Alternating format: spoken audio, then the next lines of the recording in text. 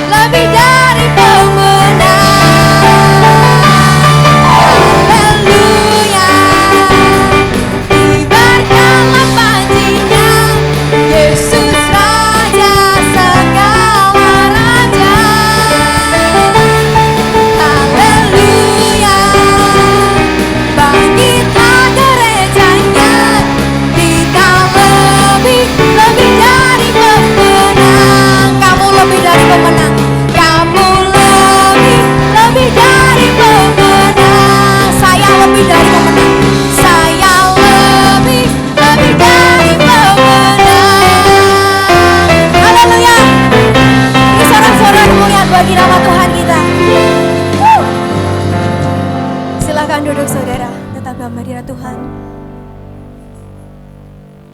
Kita mau merasakan lagi hadirat Tuhan lebih dalam lagi.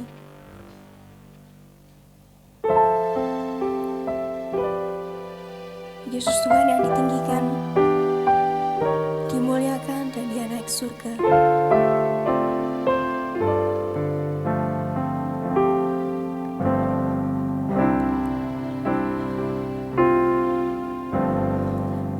Yesus Tuhan ditinggikan, dimuliakan dan naik ke surga. Dia berikan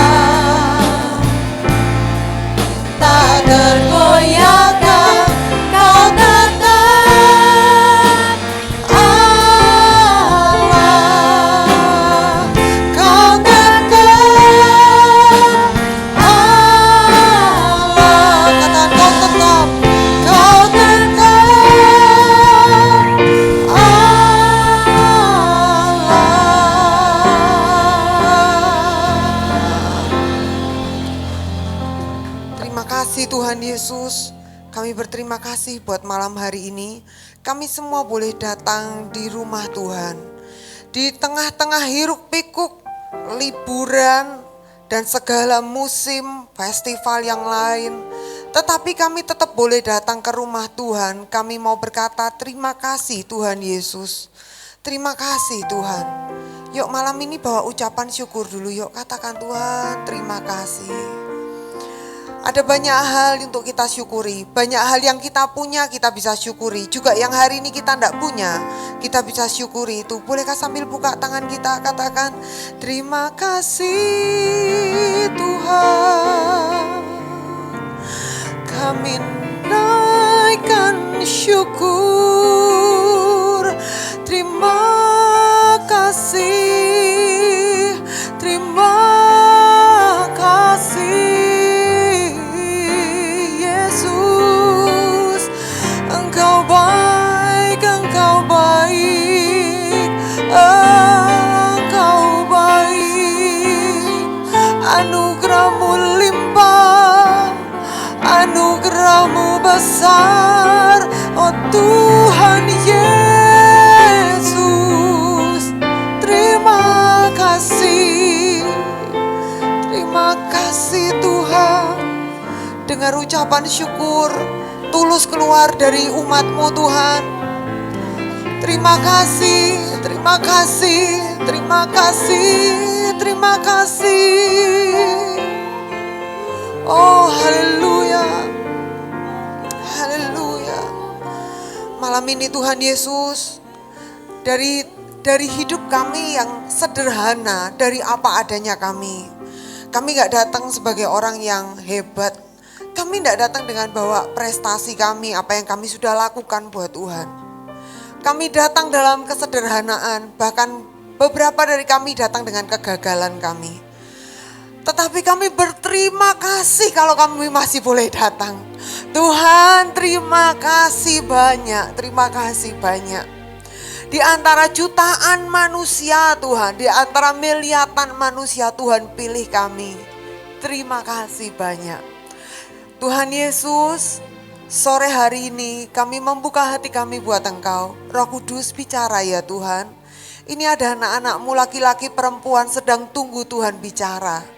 Roh Kudus bicara ya kepada setiap kami. Kami berdoa biar firman ini membangun kami. Firman ini jadi jawaban. Firman ini jadi kekuatan. Firman ini yang membuat kami bisa berlari dan tidak menjadi lelah. Bahkan melompat lebih tinggi lagi. Terima kasih Tuhan, kami bersyukur di dalam nama Tuhan Yesus. Haleluya. Amin. Amin. Silakan saudara duduk. Terima kasih buat tim praise and worship yang luar biasa hari ini. Haleluya. Saudara, saya bersyukur kita bisa ada hari ini bareng-bareng di tempat ini.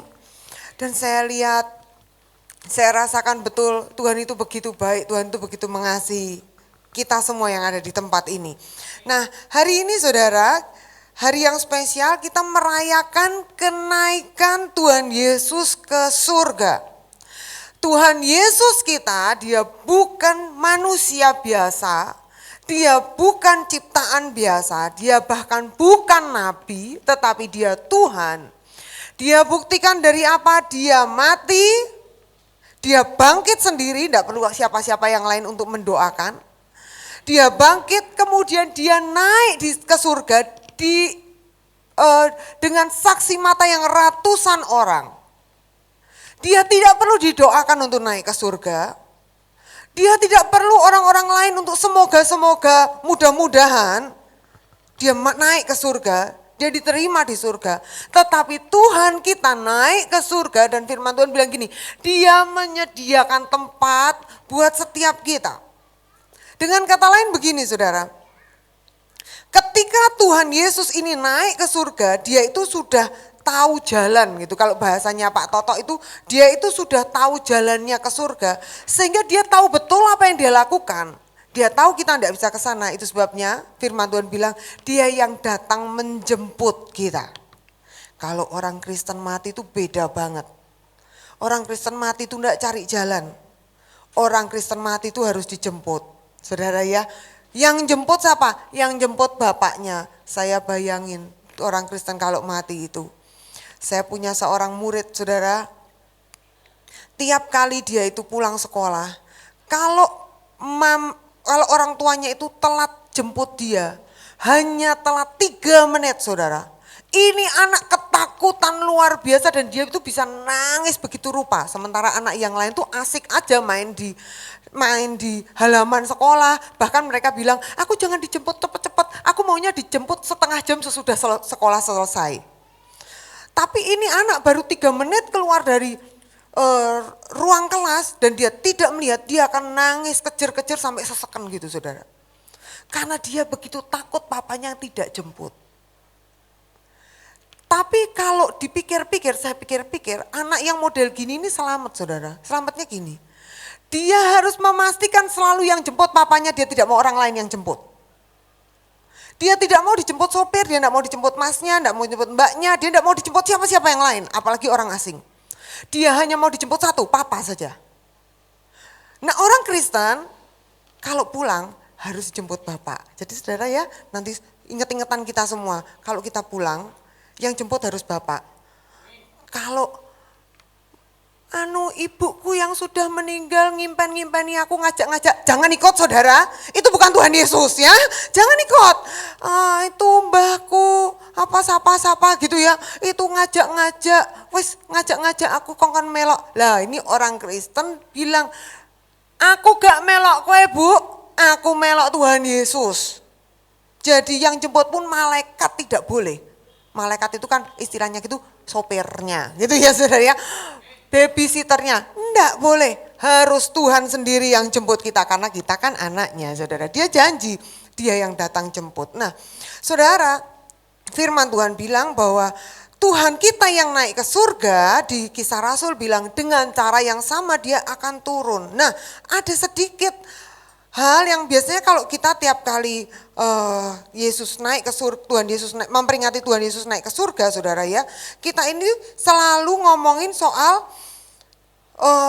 amanat agung. Tapi hari ini dari beberapa waktu yang lalu Pak Lukas tanya kepada saya, kamu mau ngomong apa itu nanti kalau kenaikan Tuhan Yesus? Itu Tuhan udah taruh di hati saya, itu udah enggak tahu, kira-kira mungkin 2 minggu yang lalu. Kita akan buka sama-sama di dalam Lukas 18. Lukas 18 ayat yang ke-8. Firman Tuhan berkata begini, aku berkata kepadamu, aku akan segera membenarkan mereka. Akan tetapi, jika anak manusia itu datang, adakah ia mendapati iman di bumi? Kalau Yesus datang lagi, ternyata yang dicari apa saudara? Iman, betul. Tuhan tidak cari prestasi, Tuhan tidak tanya persembahan berapa, Tuhan tidak tanya sudah lakukan apa, sudah korbankan apa, sudah berdarah-darah seperti apa, tidak tanya.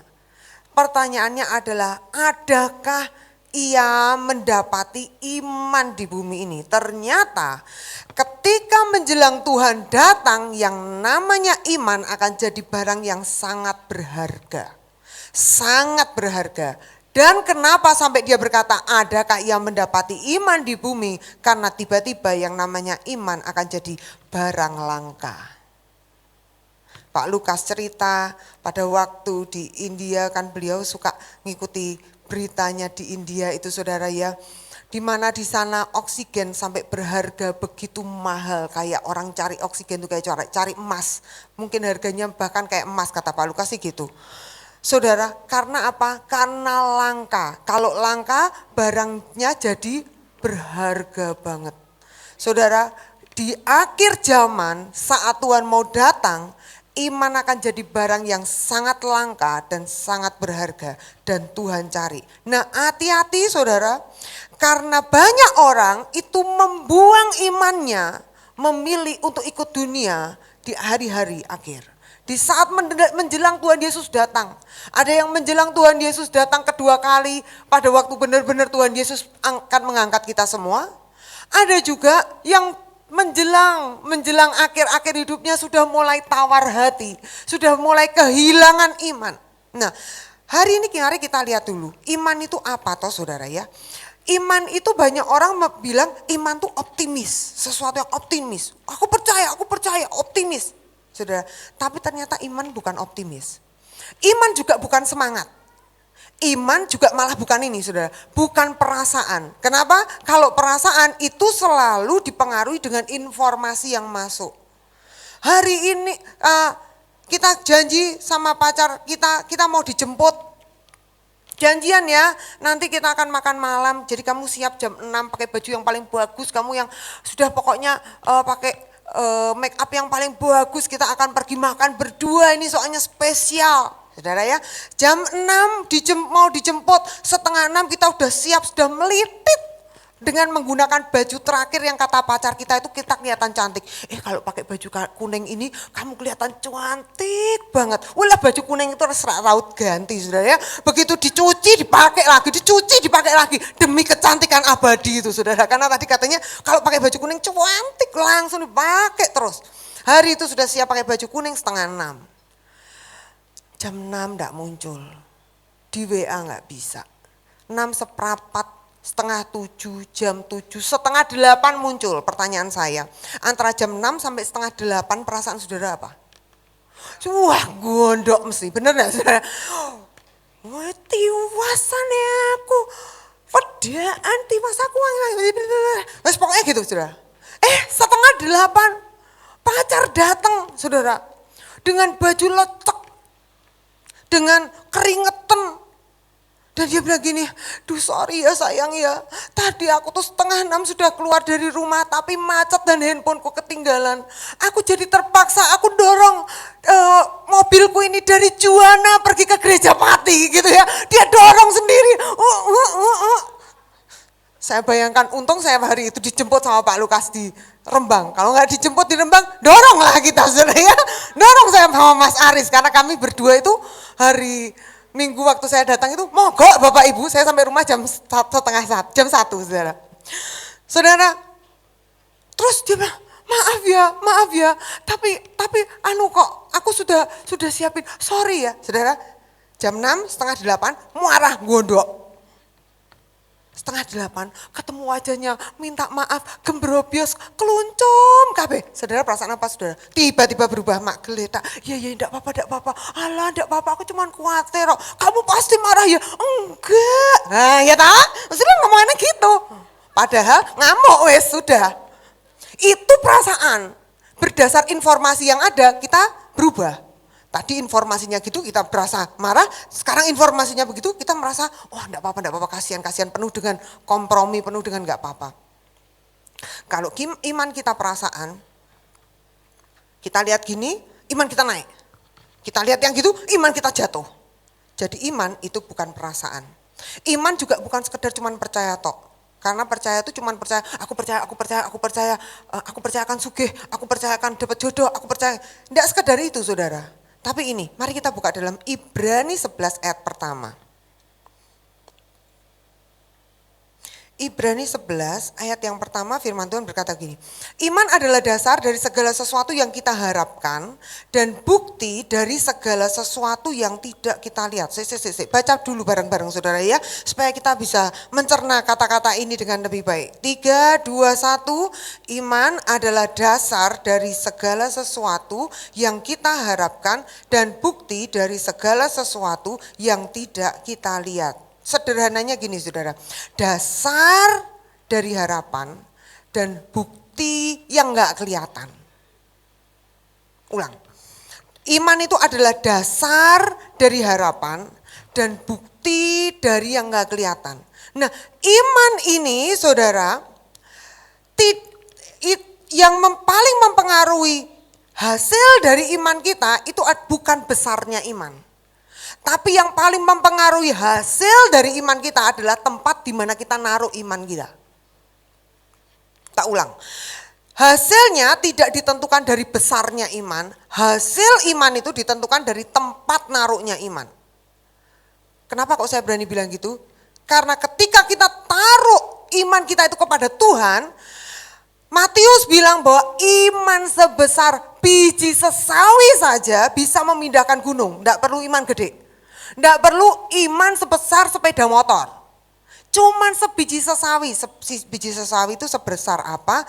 Biji sesawi itu kira-kira kalau saudara punya pulpen, saudara titikin gitu ya, saudara bikin titik atau bikin koma, lah itu kira-kira biji sesawi segitu. Nah iman segitu itu bisa memindahkan gunung. Dengan kata lain gini, besarnya iman kita yang seberapapun itu tidak mempengaruhi hasilnya. Yang paling mempengaruhi adalah tempat kita naruhnya. Kalau kita taruh iman kita kepada Tuhan Yesus, maka kita akan mendapatkan hasil sebesar yang Tuhan Yesus sanggup lakukan. Kalau kita menaruh iman kita kepada Tuhan yang salah atau Tuhan yang mati atau Tuhan yang mudah-mudahan, maka semuanya akan jadi runyam. Di hidup kita cuma ada kata-kata mudah-mudahan dan entah kapan kepastiannya. Bahkan firman Tuhan berkata begini, meskipun Tuhan berkata begini, oh itu sama perwira itu imanmu besar. Tapi hasilnya bukan karena imannya dia besar apa imannya kecil. Karena punya iman aja itu udah langsung dapat. Ketika kita taruh iman kita kepada Tuhan Yesus. Sederhana saudara, iman tuh kayak apa toh? Sederhana, percaya bahwa Tuhan Yesus tuh baik. Dah sesimpel itu aja. Saudara, aku nih gini-gini, wes toh beriman aja. Aku kudu beriman piye? Wong kenyataannya ndak ada.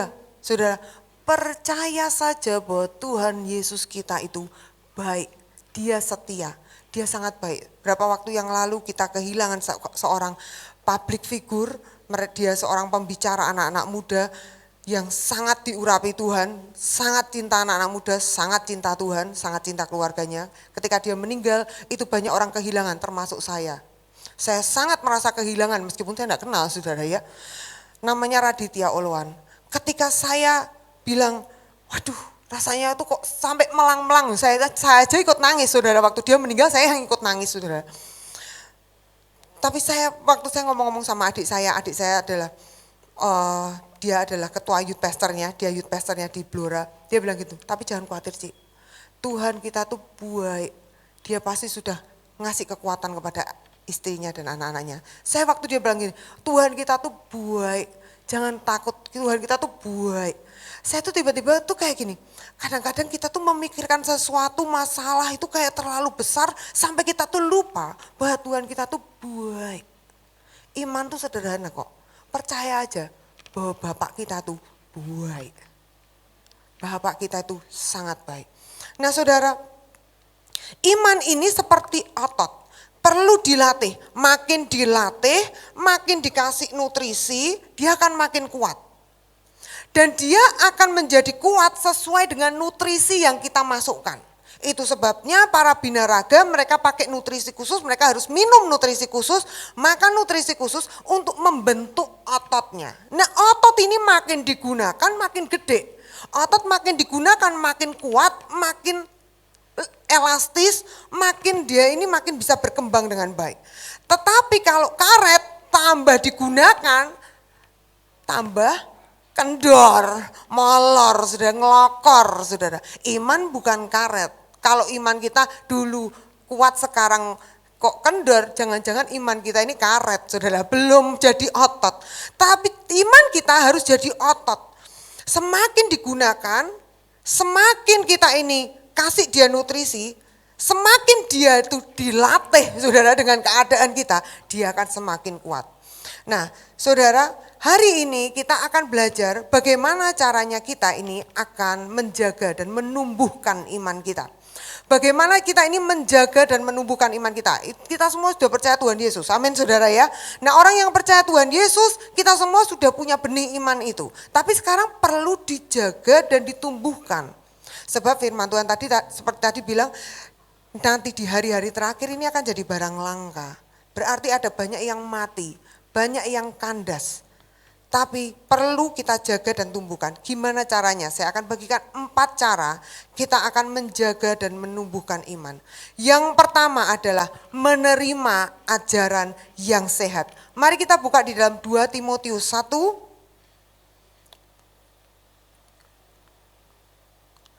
2 Timotius 1 ayat yang ke-13.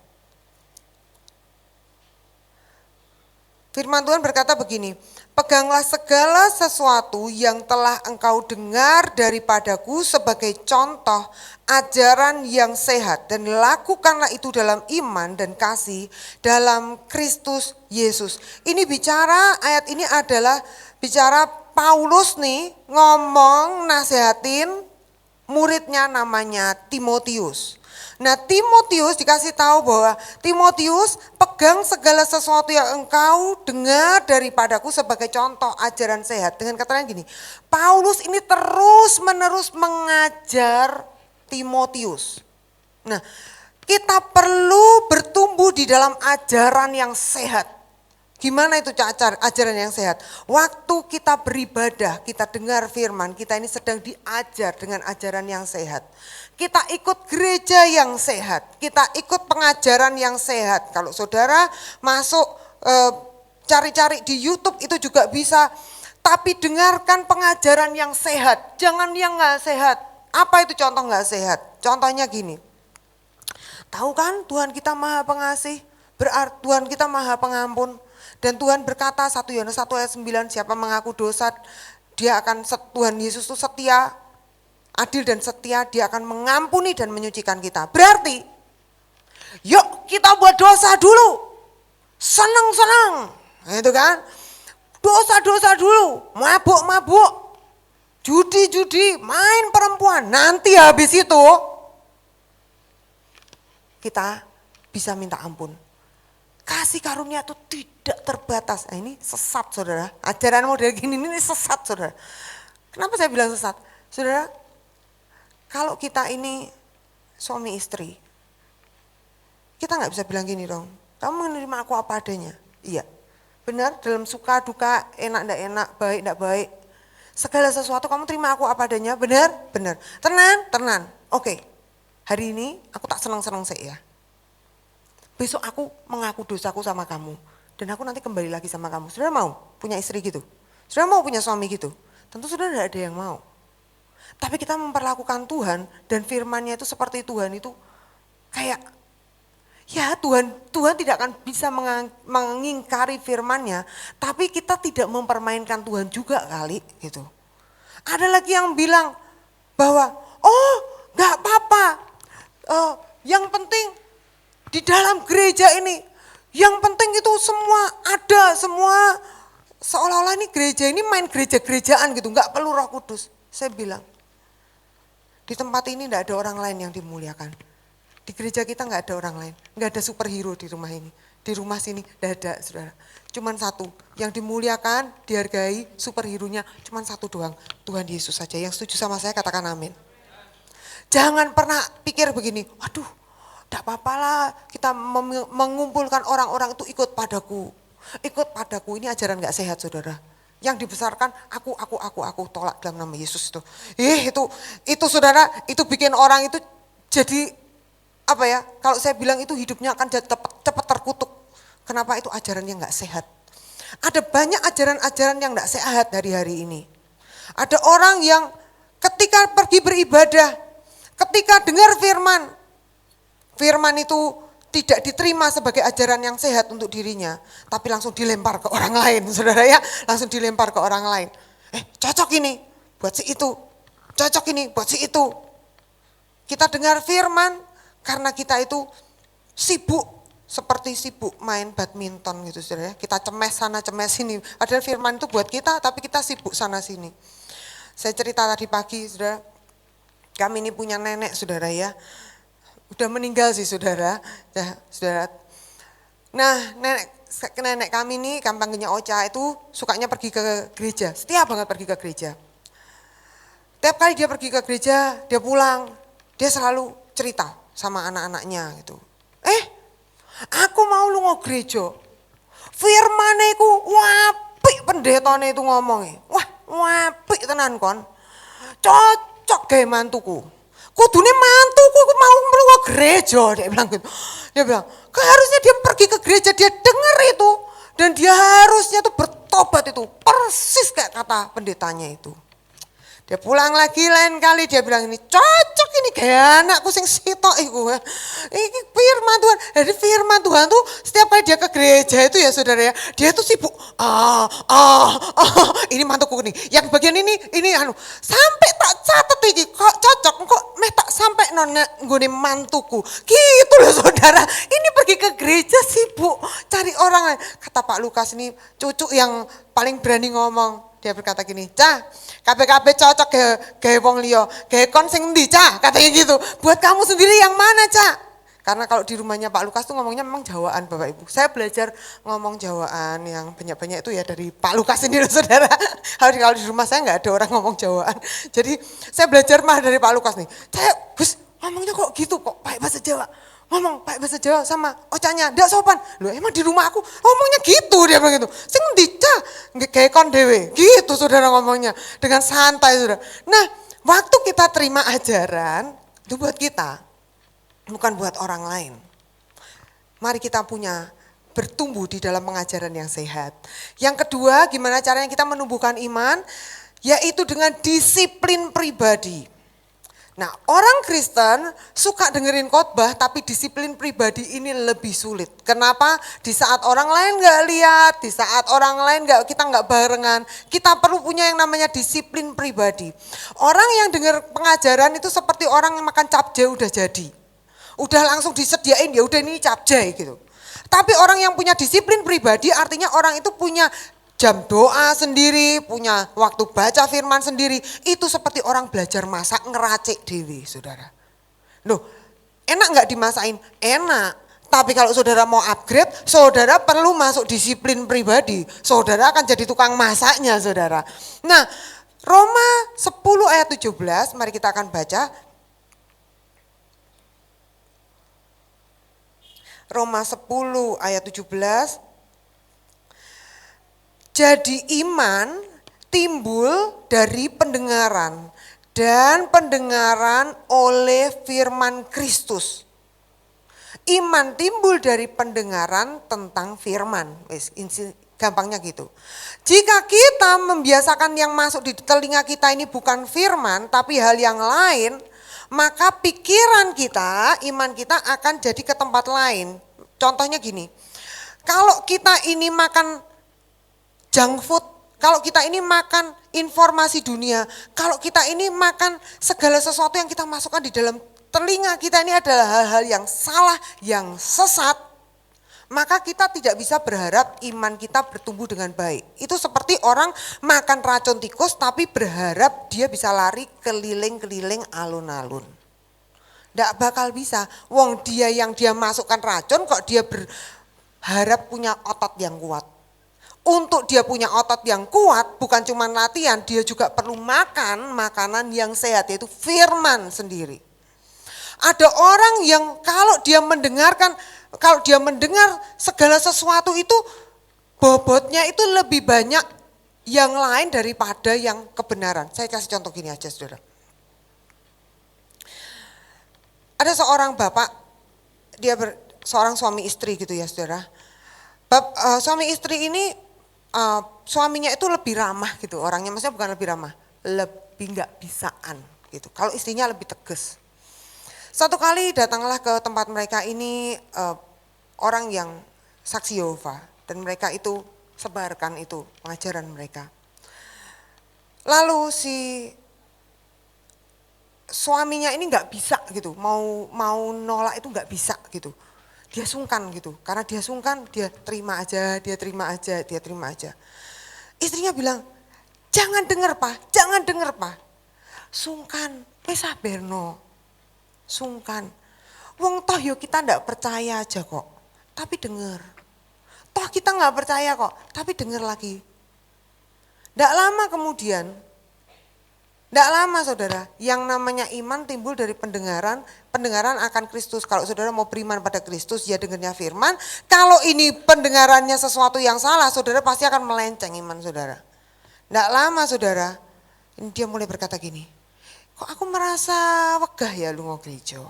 No, paling gampang, wegah lunga gereja. Mulai ribut, wes gak Tuhan-Tuhanan. Wong lunga gereja ya padha ae, mbek gak lunga gereja. Loh, mulai saudara. Akhirnya ini mulai melencengnya semakin jauh saudara. Bahkan ada yang benar-benar udah hilang ikut ke sana saudara. Yang repot siapa? Keluarganya sendiri. Kalau saudara kasih kesempatan yang jelek itu masuk saudara. Saudara jangan heran kalau buah dari hidup saudara juga sesuatu yang tidak baik. Saya ingat pada waktu Pak Lukas sakit saudara. Memang di mana-mana siapapun tuh tidak ada yang saya kasih tahu. Saya tuh tidak ada kasih tahu siapapun, yang tahu tuh cuman keluarga kami inti tok. Bahkan adik, papa, saya yang sangat dekat sama kami itu sampai enggak tak kasih tahu gitu. Waktu Pak Lukas masuk rumah sakit di awal-awal itu saudara, saya cuma bilang gini, tolong saya di-keep dulu, bukan karena apa. Saya tidak mau dengar kata orang. Saya tidak mau dinasehati, saya tidak mau dengar masukan, saya tidak mau disuruh minum ini dan itu. Saya cuma mau tahu Tuhan tuh mau ngomong apa, saya tidak mau repot ditanyain orang dan saya tidak mau repot jawab orang dan saya tidak mau repot untuk nerima informasi terlalu banyak. Jadi saya keep itu sudah diam aja. Saya cuman berdoa dan sampai Tuhan berkata, yang hatinya teguh, saya pernah cerita, yang hatinya teguh kau jagai dengan damai sejahtera. Itu sudah saya pegang, saya bilang, Tuhan ngomong, udah itu aja saudara. Sebab ketika kita membiarkan segala sesuatu mulai bicara, kadang-kadang ketika kita menghadapi sesuatu yang genting, itu justru akan membuat iman kita ini terlalu banyak bergoyang. Kita justru perlu yang namanya disiplin pribadi itu. Masuk hadirat Tuhan, doa dewek, baca firman sendiri. Dapat sendiri, ya wes itu, pegang sendiri saudara. Nanti akan ngalami sendiri, iman kita bertumbuh. Hal yang ketiga adalah punya komunitas yang sehat. Apa itu punya komunitas yang sehat? 1 Korintus 15 ayat 33 bilang, pergaulan yang buruk akan merusak kebiasaan yang baik. Demikian juga kalau pergaulan kita baik akan membuat kebiasaan yang buruk kita ini agak luntur. Saya ingat ada seorang anak muda, dia cerita begini. Ya piye mis, dia selalu jatuh di masalah yang sama saudara. Masalahnya adalah dia pergi ke dukun. Kenapa dia pergi ke dukun? Karena semua temennya ngajak dia pergi ke dukun. Bahkan dukun zaman sekarang saya baru tahu dukunnya pakai WA, saudara ya. Saya juga baru tahu itu kalau, iya dukunnya WA saya gitu. Blokir aja, saya bilang gitu. Kalau dia ngomong sama saya, iya mis, saya blokirnya. Dia langsung cepet-cepet blokir gitu. Nanti besok lagi, mis gimana ya mis ini, aku udah diajak-ajak pergi ke dukun. Tahu-tahu meleng saudara. Kenapa? Karena pergaulannya gitu semua. Halah gampang masalah gitu-gitu tuh. Barangmu hilang, gampang. Tekok ndek wong iku. Ajak berdoa bareng-bareng. Nanti lah ketemu barang itu. Ayo, siapa yang pernah barangnya hilang? Tuh saudara, jangan dikira loh dukun itu selalu enggak Kristen. Dukun Kristen itu ya ada. Loh, iya apa enggak? Ada enggak? Ada. Saudara, namanya roh ramal sama roh kenabian itu mirip dan tipis banget. Saya ulang, yang namanya roh ramal sama roh kenabian itu tipis banget. Bedanya apa saudara? Kalau roh kenabian itu cuman lihat yang dari Tuhan. Roh ramal itu yang endak-endak metu kabeh.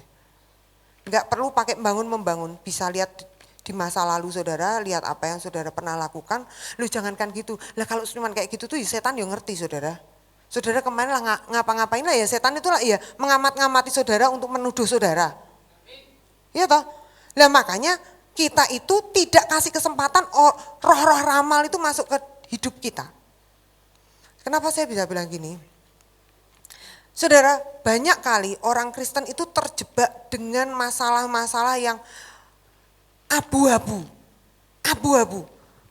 Setan banget enggak, tapi ini memudahkan hidup kita, seolah-olah gitu.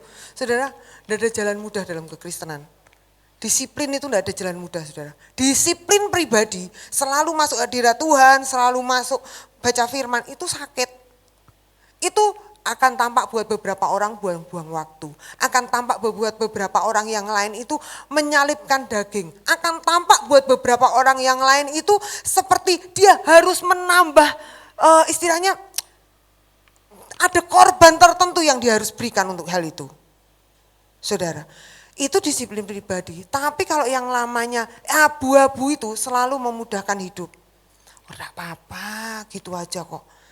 Ada orang kalau pergi pijet. Nah, saudara ya, pergi pijet. Sudah tahu tukang pijetnya pakai abu-abu. Saudara tahu enggak abu-abu? Abu-abu. Itu saudara ya. Loh kok ya lo gelem gitu loh. Kok ya mau. Saya ingat mama saya tuh kan peka banget gitu saudara. Mama saya tuh peka banget, lalu waktu dia pijet, satu kali dia merasa punggungnya itu disebul sama tukang pijetnya itu. Loh, stop, langsung gitu, Bu Esther langsung gitu, stop, apa aku mau sebol? Katanya gitu, langsung duduk, langsung berhenti. Wes, bar, aku nih mau sebol, orang oleh nih, orang anu meneh. Wes langsung selesai, dibayar, udah enggak mau lagi sama orang itu. Sudah tahu disebul, malah anaknya panas, digawa, disuwokno. Lah pergi ke dokter 50.000 Miss, kalau disuwok cuma disebel, yang sebel itu lah murah 15.000. Loh lah iya toh saudara, lah wong setan loh, kok malah, kan itu setan toh enggak mau dibayar 15.000 tok. Besok lagi akan panas lagi, emangnya saudara setan mau dibayar murahan. Sudah ngerti maksud saya? Jangan kompromi, ini area abu-abu. Komunitas-komunitas yang gak sehat ini harus pergi dari hidup kita. Saudara ingat cerita soal Naaman. Waktu Naaman disuruh Elisa mandi ke sungai Yordan dan dia gak mau. Siapa yang menyebabkan Naaman akhirnya mau dan terima mujizat? Karena dia berkumpul dengan ada satu orang itu bilang gini, Naaman, enggak apa-apa, nuruti aja nabinya itu, enggak apa-apa. Siapa tahu memang Tuhan mau pakai, wong kamu kalau disuruh yang lebih sulit kamu mau kok. Sudahlah, kita ikuti aja ya jalan Tuhan ini. Nyemplung enggak Naaman? Nyemplung saudara. Kalau enggak ada orang itu, Naaman seumur hidup tetap mati kusta dia. Saudara, kalau kumpulan saudara berkata gini, ayo kita ikut Tuhan aja saudara, ayo kita ikut Tuhan aja yuk, enggak apa-apa. Bayar harga, waktunya enggak lama, kita lo hidup mau berapa lama ya toh, paling enggak hidup sekali berarti. Berangkat enggak kita? Berangkat. Samping kita gini, alah rapopo, cacili disuwokno biasa yo, putuku ya tak suwokno, yo. Nah, yo ini tadi saudara ya, repot. Tahu-tahu semuanya udah runtuh. Tahu-tahu semuanya kita bingung, kenapa di hidup kita ada banyak kutuk, kenapa di hidup kita ada banyak hal yang masuk tidak terkendali. Kenapa iman saya lemah? Up down, hati-hati. Tidak semua yang bilang hamba Tuhan, dia benar-benar hamba Tuhan. Lihat dia pegang firman apa enggak, wes itu aja. Kalau orang itu enggak pegang firman tenanan, wes jangan dituruti. Wes jangan gitu-gitu lagi, saudara ya. Gak apa-apa, enggak usah pergi ke dokter. Pergi ke tempat itu loh. Nanti tulangmu yang patah itu bisa lurus lagi. Itu kan. Gak pakai dokter. Wes pakai apa? Gak pakai operasi. Pakai apa? Lah menurut saudara pakai apa? Tuhan kan bisa memakai segala cara. Enak aja saudara ya. Mana boleh. Saya mau tanya. Saya sama Pak Lukas, suami istri. Pak, aku mau punya anak, Pak. Oh, gak apa-apa. Aku titipkan dari suami orang. Saudara boleh? Yesus saudara. Tuhan tuh cemburu. Dia kalau mau kasih saudara kesembuhan, dia gak pakai suami orang, saudara. Saudara tuh mempelainya. Dia gak mau saudara dipegang-pegang orang lain. Dia gak mau saudara kompromi sama suaminya orang, saudara. Maksudnya kompromi dengan ini loh apa? Roh-roh setan. Nah, saya percaya bahwa ini waktunya kita jaga iman kita. Yuk, ini mengkamirkan iman, hal-hal yang kayak gitu. Ayo kita punya komunitas yang sehat. Hal yang terakhir, hal yang pertama tadi ya saudara ya, kita mau diajar. Yang kedua, kita punya disiplin pribadi. Punya komunitas yang sehat, nomor 3. Kalau komunitasnya semua rusak-rusak ya pasti akan ikut. Ayo punya komunitas yang sehat, ikut FA saudara ya, rajin ke FA. Yang keempat, melangkah sesuai dengan iman. Melangkah sesuai dengan iman. Saudara, Yakobus 2:26 bilang bahwa iman tanpa perbuatan adalah mati. Berarti kalau kita punya iman, lalu kita melakukan sesuai dengan iman kita, selangkah demi selangkah, ini akan membuat iman kita makin hidup dan makin kuat. Kalau Yosua sama pembawa tabut itu, ketika dia ada di depannya sungai Yordan yang lagi meluap-luap itu, kalau yang paling depan tidak pernah melangkah yang pertama, dia tidak akan pernah lihat airnya tersibak. Dan air itu enggak tersibak langsung begitu. Langkah pertama langsung seperti laut merah. Itu enggak loh. Itu tersibaknya jadi cuma selangkah doang. Sep. Loh, rak telesik. Sep. Wes, enggak basah. Satu lagi enggak basah. Saudara, Musa melakukan mujizat ketika orang Israel mau keluar dari Mesir itu dia harus lewat Laut Merah. Laut itu dibelah sendiri sama Tuhan. Persis kayak hidup kita. Waktu kita pertama kali keluar dari perbudakan, kita pertama kali diselamatkan, itu kita akan lihat Laut Merah itu terbuka dengan sendirinya. Wah wes gampang, wah puji Tuhan, puji Tuhan. Tuhan telah menyingkapkan semuanya. Tapi dengan berjalannya waktu saudara, kita nggak lihat Laut Merah tersibak. Kita lihatnya sungai itu ya tetap sungai, meluap ya tetap meluap. Lalu Tuhan berkata dalam hati kita, jalan nak, Tuhan, jalan, di pinggir itu loh saudara, sama kita bawa tabut perjanjian itu maksudnya kita bawa hadirat Tuhan, kita percaya sama Tuhan itu kan, kita dengar, jalan nak, dengar Tuhan nyundul, Tuhan, Tuhan, selama kita ndak melangkah, lah kapan? Mbok 40 tahun dinteni sungai itu nggak kering saudara. Saudara lihat langkah pertama saudara sesuai kalau Tuhan suruh bilang ampuni saya. Wis tersibak tabur. Wis. Itu ya saudara. Langkah ini sesuai dengan iman dari mana? Dari firman yang kita dengar tiap hari itu loh saudara. Melangkah. Semakin kita melangkah, ketika kita lihat airnya tersibak, apa yang terjadi pada hati kita? Makin percaya. Betul saudara? Bahkan, ya ingat waktu Pak Lukas itu sakit, saya cuma bilang gini sama Tuhan. Tuhan, kalau Tuhan mau tolong saya merasa saya ada di tengah-tengah laut yang bergelora dengan kapal yang terombang ambing dengan saya tidak punya pengharapan. Saya bilang cuma begini, kalau Tuhan mau tolong saya, Tuhan tidak butuh pelampung, Tuhan tidak butuh perahu. Tuhan ngomong saja, saya bahkan akan jalan di atas air itu. Kalau Tuhan ngomong aja, kita akan jalan. Saudara, di atas air pun bisa.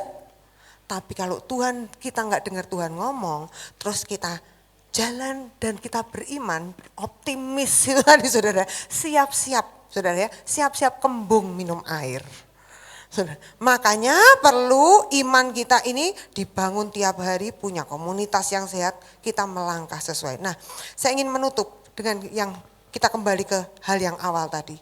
Ketika Tuhan berkata begini, kalau aku datang, adakah aku mendapati iman? Masih percaya enggak? Dengan kesusahan yang ada, dengan problem yang ada, dengan tekanan yang ada, masih percaya enggak? Atau kita memilih, Tuhan daripada jodoh enggak datang-datang aku menyerah aja. Adane iki kok Tuhan jodohnya.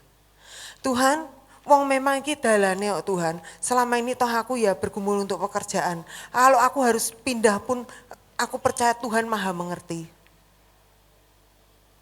Apa kayak gitu? Atau Tuhan akan mendapati ini loh. Ini orang-orang yang pegang imannya. Orang-orang yang punya harta berharga dalam hidupnya. Pantas untuk diangkat. Karena yang dipertahankan bukan prestasinya. Tapi imannya kepada Tuhan Yesus. Saya ingin undang para pemain musik. Yuk kita akan nyanyikan satu pujian. Saya berharap kita semua akan terus jaga iman kita. Sampai Tuhan datang kedua kali. Tuhan tidak cari prestasi kita. Ingat, Ibrani bilang cuman satu yang menyenangkan Tuhan. Kalau kita beriman. Ibrani 11 ayat 6 berkata gini, tanpa iman mustahil kita berkenan kepada Tuhan. Artinya gini, tanpa iman mustahil kita menyenangkan Tuhan. Mau ngapain aja jungkir jempalik, kita mau pelayanan, kita mau berkorban, mau bakar diri, kita mau apa ya? Maksudnya kita mau bagi-bagikan hidup kita mau bagikan harta kita. Tanpa iman, enggak ada gunanya. Semuanya tidak mungkin menyenangkan Tuhan. Tapi dibalik, iman dulu, baru yang kita lakukan sesuai dengan iman kita. Saya minta C aja. Mari kita akan bangkit berdiri saudara. Selidiki aku, lihat hatiku, apakah ku sungguh mengasihimu, Yesus, Kau yang Maha Tahu dan menilai hidupku. Tak ada yang tersembunyi bagimu. Katakan telah kulihat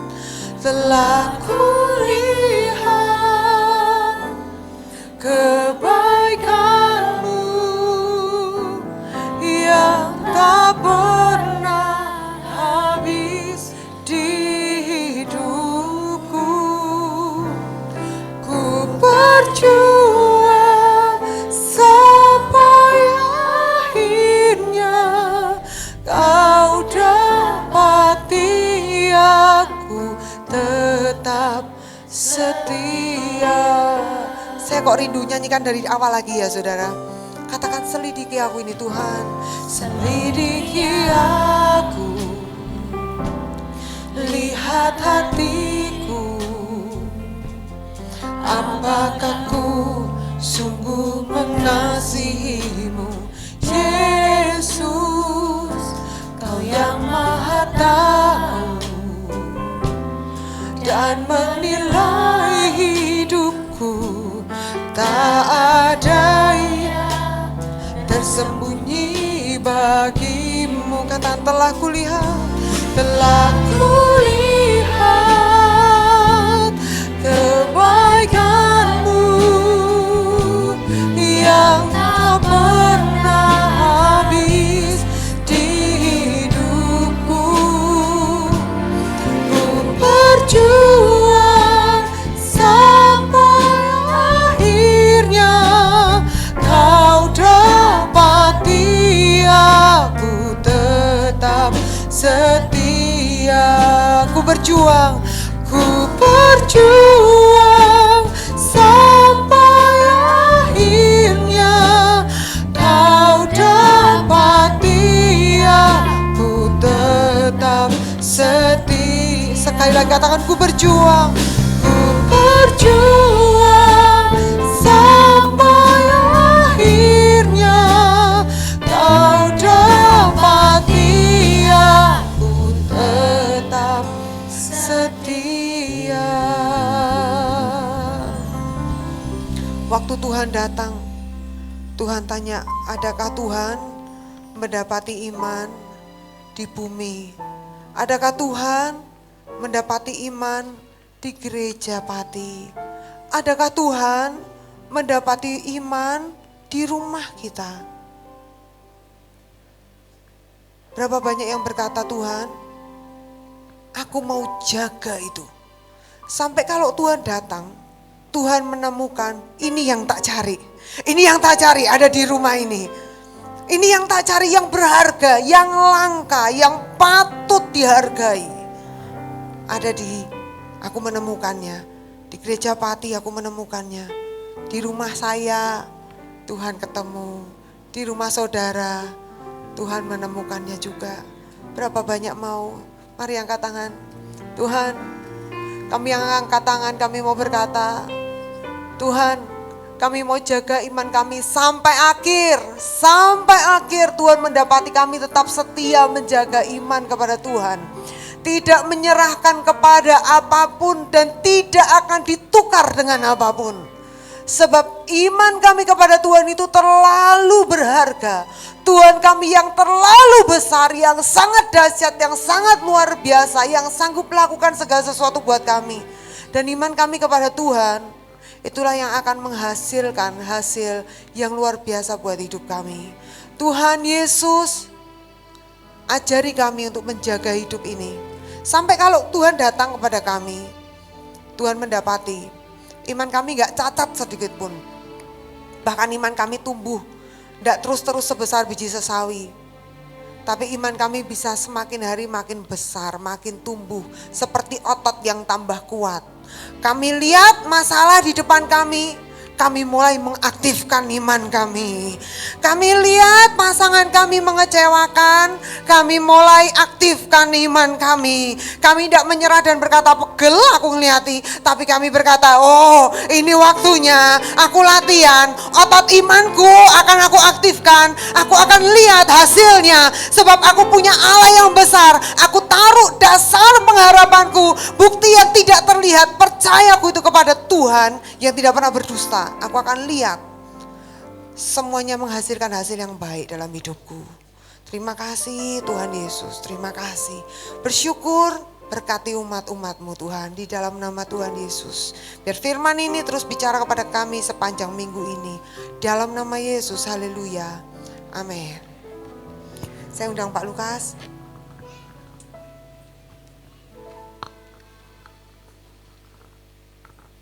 Ya, silakan duduk dulu Bapak Ibu Saudara, kita sambil persiapkan persembahan kita. Berapa banyak saudara diberkati firman Tuhan, boleh lambaikan tangan, haleluya, amin saudara. Ya, kita hari ini belajar tentang iman saudara ya. Saya diingatkan ya, bahwa memang di akhir zaman ini yang berharga, yang satu hari kelak jika Tuhan datang ya.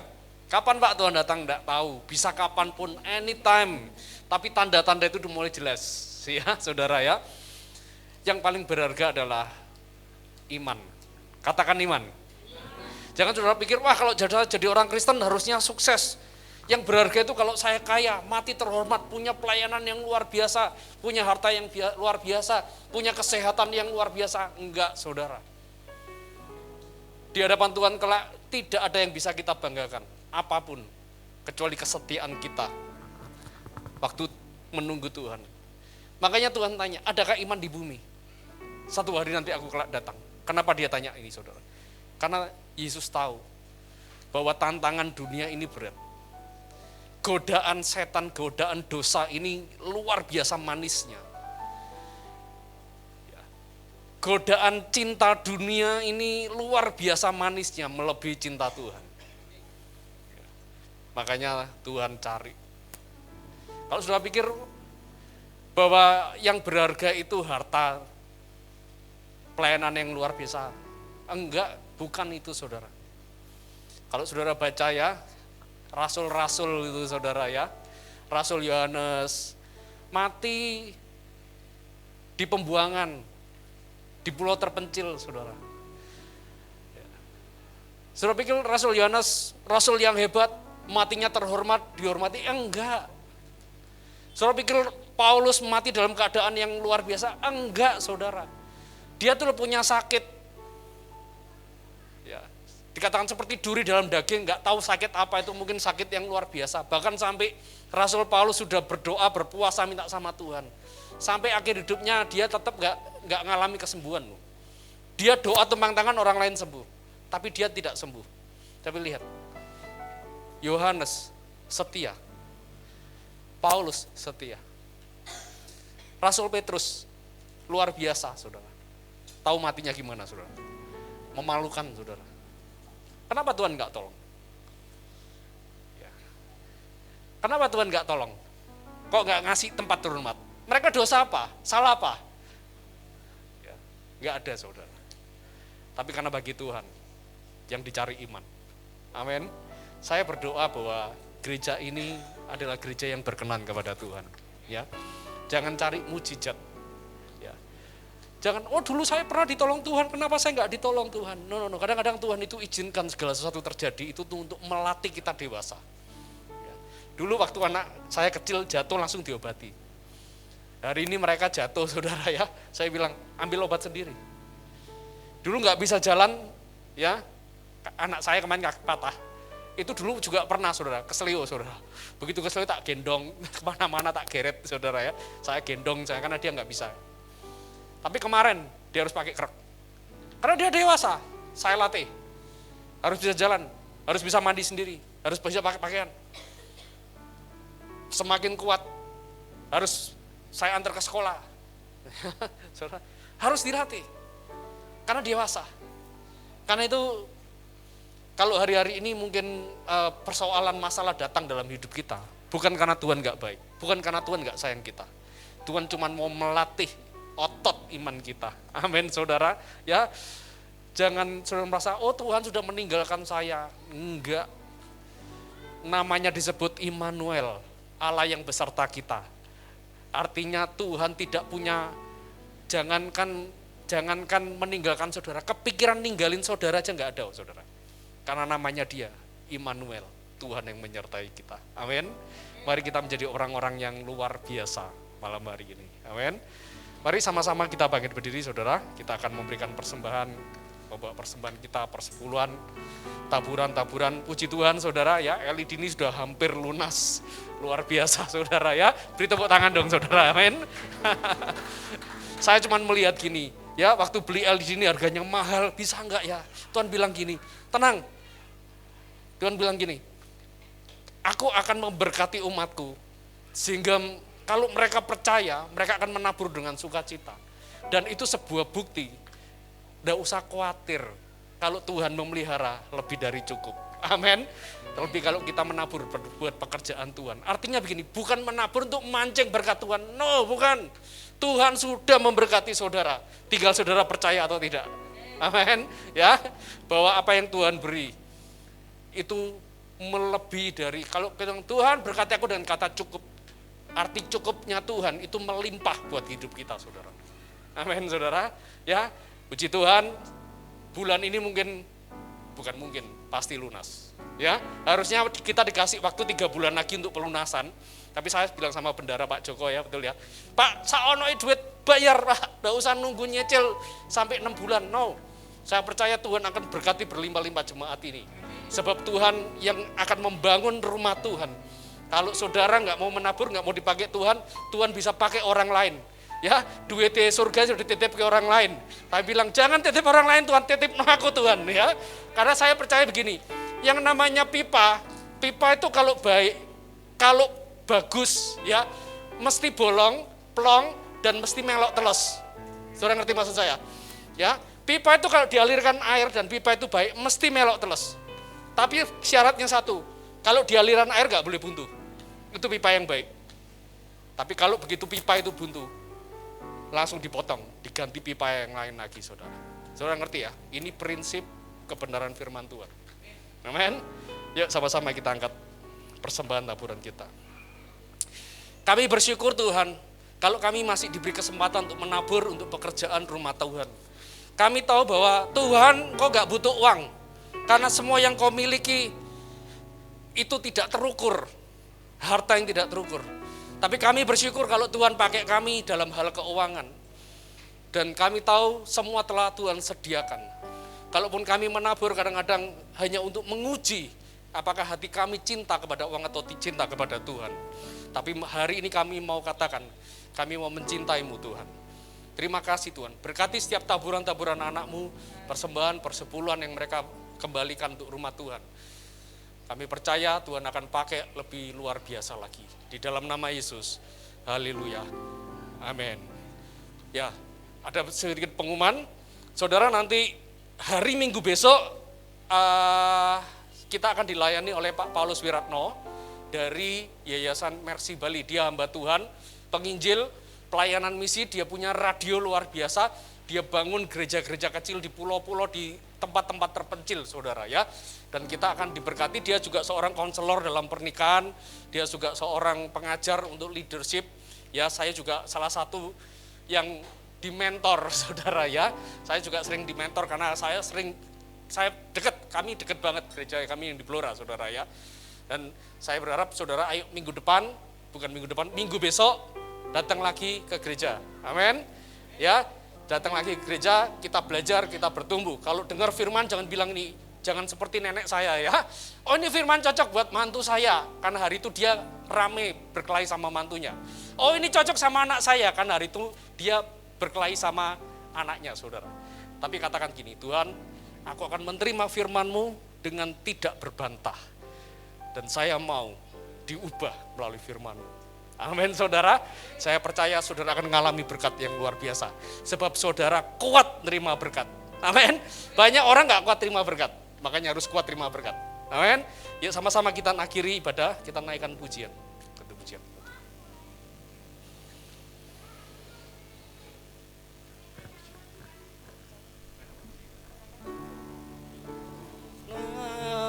naikkan syukurku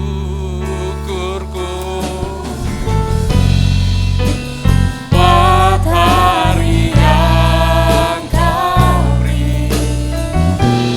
Tak habis-habisnya kasih dan rahmat-Mu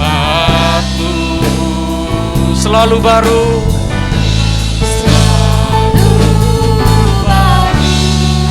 Dan tak pernah terlambat pertolongan-Mu.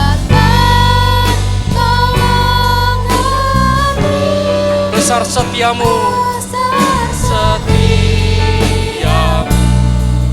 di sepanjang hidup. Sekali lagi gunakan syukurku. Haleluya. Naikkan syukurku buat hari yang kau beri.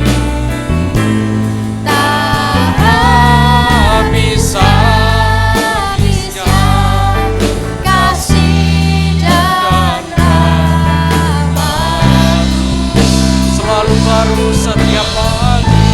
Selalu baru dan tak pernah terlambat pertolongan-Mu. Besar setiamu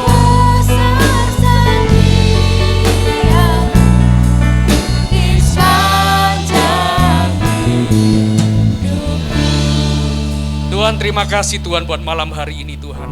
Kalau kami bisa hadir di rumah-Mu, kami bisa beribadah, kami bertemu dengan teman-teman seiman kami bertemu dengan saudara-saudara kami yang dalam keadaan sehat baik. Kami bersyukur, dan yang lebih bersyukur Tuhan, kami telah menerima benih firman-Mu. Sebab kami percaya benih ini akan membawa terobosan dalam setiap kehidupan kami.